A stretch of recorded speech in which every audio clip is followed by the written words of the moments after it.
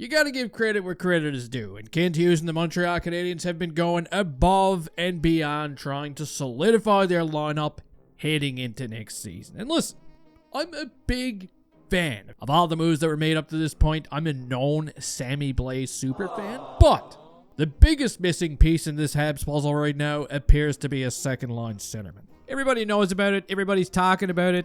A lot of people seem to be in favor of making something happen. But in today's video, I'm about to blow your minds, because instead of supporting this and hoping that Kent Hughes manages to make some kind of a magical little deal happen between now and game 1, I'm going to tell you why instead everybody needs to pump the brakes a little bit.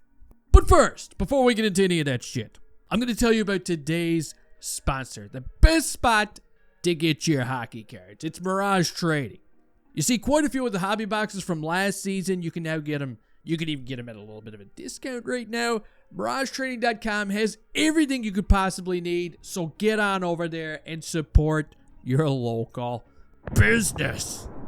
So the Canadiens are one of many teams in the NHL right now who got their dirty little noses in just about everything, okay?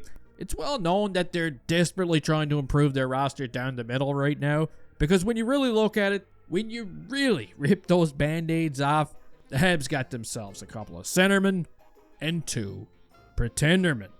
Nick Suzuki and Jake Evans, of course, these guys are the real deal. They've got all the good qualities you could possibly be looking for. They're great at the face-off dot. They've got some very high intelligence. But Kirby Dach and Alex Newhook, on the other hand, look, I love them. But after watching 2 of these guys struggle at times to play center over the past couple of seasons, you gotta admit, they just don't cut it. Okay, they're much better suited on the wing, and this is one of the Canadiens' biggest issues heading into this season. It wouldn't be as bad, of course, if you only had 1 pretenderman and 3 centermen. And I know everybody's going crazy about it. They want to see a trade. They want to see Kent Hughes go rogue and make some kind of an offer sheet. But in reality, I feel like everybody just needs to pump the brakes a little bit and relax. Okay? Relax, Habs fans. Believe it or not, Kent Hughes isn't sitting at home with the other GMs with a PS5 controller in his hands. And you see, rule number 1 in the real world is that when there's no deal to be made, you don't force a deal, okay? That's exactly how you sit yourself back a couple of years, and that's exactly how you get yourself into a lot of trouble.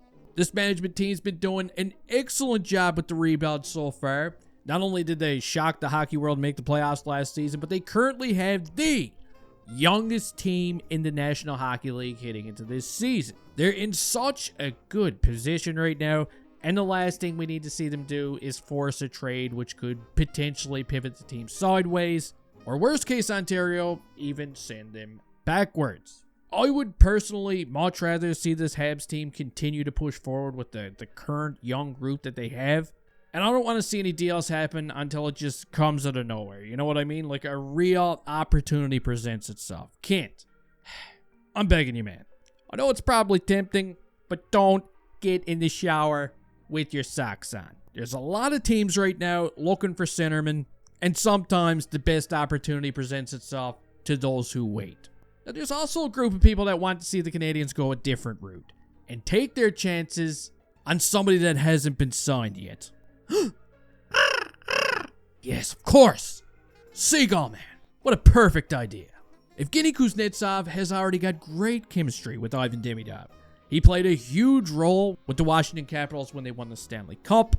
But the problem is, from what I've been reading, is that old Seagull Man here is actually a bit of a strange cat. And I'm not so sure that adding a personality like that to the Canadiens locker room is a good idea, especially with such a young group. Now, legend has it, he's also got rocks in his pockets every time he gets stuck in his D-zone. Just saying, it's an interesting option. You wouldn't really have to give up any assets to get him. But all I'm going to say is, Nick Bobrov, he knows his shit, okay?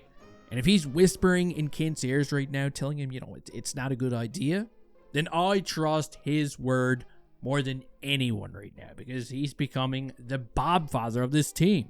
Bob Fatherov, I guess we could call him. So again, all I'm trying to say is, don't get too cranky if the Habs don't make a splash between now and game 1. I know it sucks. We all want to see the Habs competing for a Stanley Cup as early as this season, but Kent Hughes has the youngest team in the National Hockey League right now. He's also got lots of big, young role players down in the American Hockey League that could potentially make the big jump as early as right now. So get ready for that. Be excited for it. Be excited for what we already have, because this team is going to make a lot of noise this season, even without the help of a few dirty old seagulls. Even though I would have a lot of fun making seagull noises all season long.